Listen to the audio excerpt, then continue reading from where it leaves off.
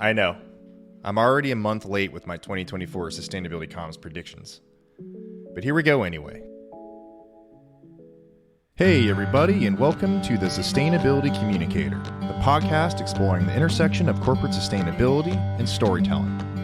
I'm your host, Mike Hauer, a sustainability communication nerd with more than 15 years of experience on both sides of the podium, as a journalist for media outlets like GreenBiz, and a communication strategist for major global companies. During each episode, we explore interesting sustainability communication challenges, risks, and opportunities facing folks in the business community and beyond.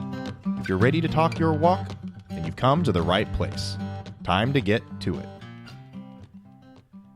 First of all, I know I'm about a month late to the 2024 Sustainability Predictions Party. By now, your LinkedIn feeds and podcast queues have probably been bombarded by all manner of experts trying their hand at climate clairvoyance, or whatever you want to call it.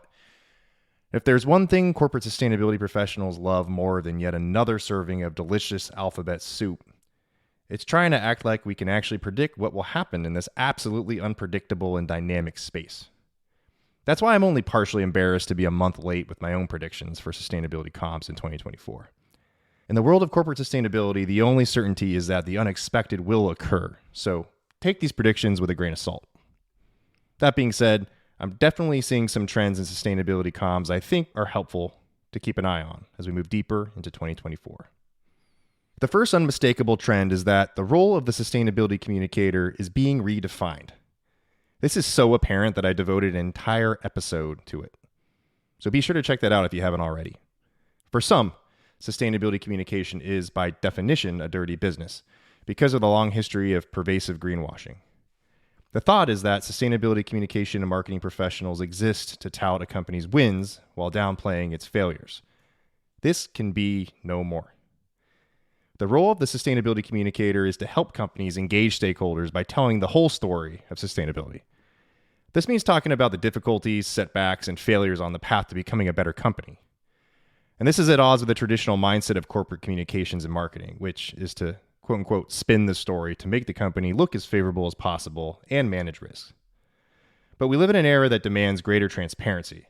Failing to tell the whole story means creating unnecessary risks, especially today.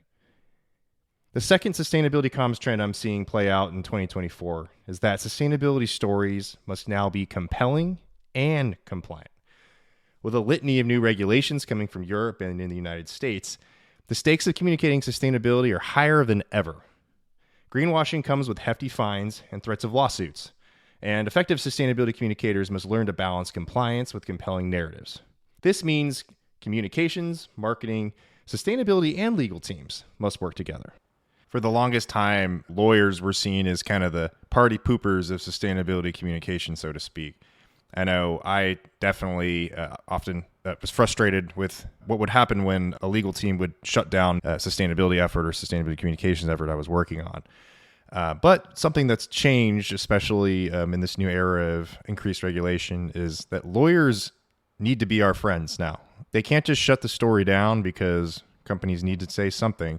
So now it's more important than ever for the marketing team, sustainability team to get together with the legal team to really figure out what are the things that we can talk about, what are the things that we're not ready to talk about, and then what do we need to do to change the substance of our sustainability program so that we can actually make these claims that engage our stakeholders and also tell a truthful story of progress.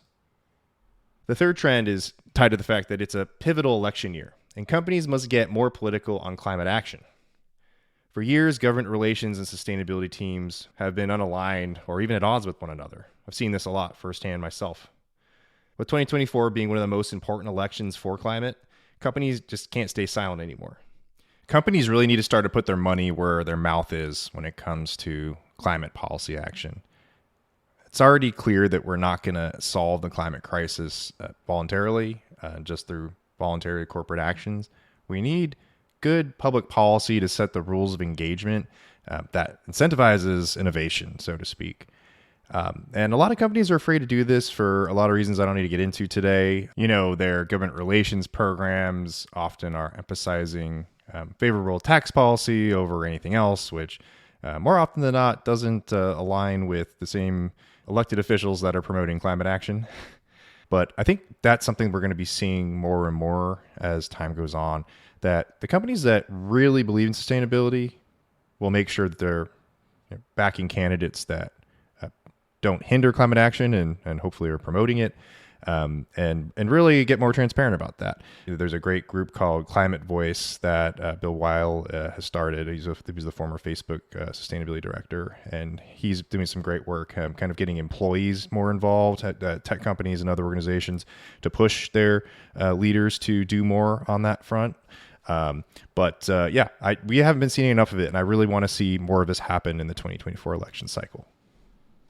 The fourth trend many of us are already seeing so far this year is the fact that the word sustainability will, as it pretty much already has, regain dominance over ESG. While it seemed like everyone was talking about ESG just a year ago, the events of 2023 made ESG lose favor with many audiences. So ESG will become more about compliance, while sustainability will regain its central role as the descriptor of a corporate effort to address social and environmental impacts. For a couple of years there, many corporate sustainability professionals, including myself, were using ESG terminology interchangeably with sustainability. And a lot of that was just for efficacy purposes. Oftentimes we were communicating with folks who it was just way too complex to try to get around the fact that they're two different concepts. But now we're kind of entering this new phase of sophistication with sustainability comms where we really need to differentiate between the two. I'm actually moderating a panel at GreenBiz this year that we're going to be debating kind of the difference between ESG and sustainability, and how you can formulate effective strategies to communicate them moving forward.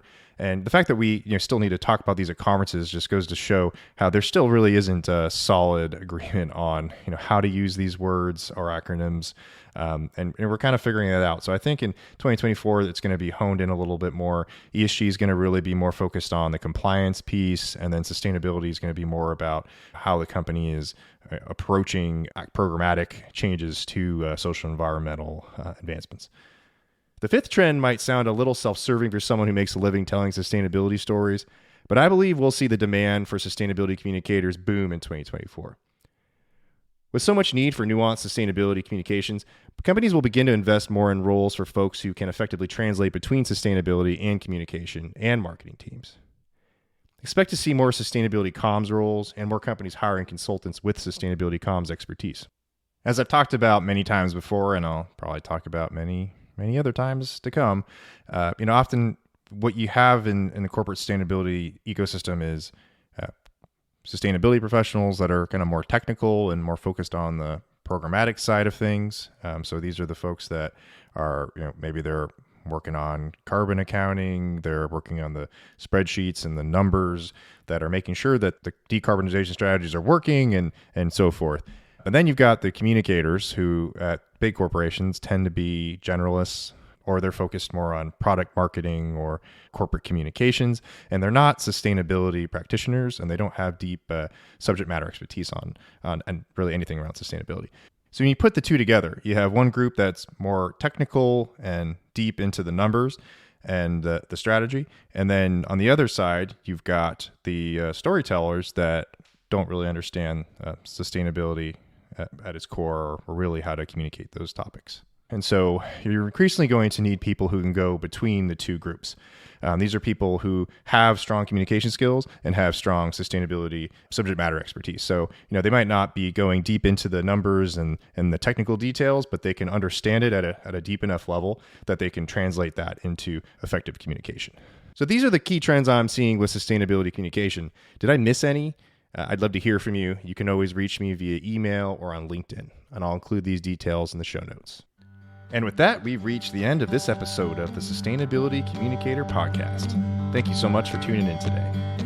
If you like what you heard and you'd like to hear more, stay tuned for future episodes that cover a variety of topics in sustainability storytelling. To stay in the know of future episodes and other content, you can follow me, Mike Hauer, on LinkedIn, or you can follow us on our newsletter, which comes out not as often as I'd like, but at least once a month. You can sign up for that in the show notes. And you can visit us on our website at www.howerimpact.com. Wherever you are in your sustainability journey, good luck and keep at it. We need you out there.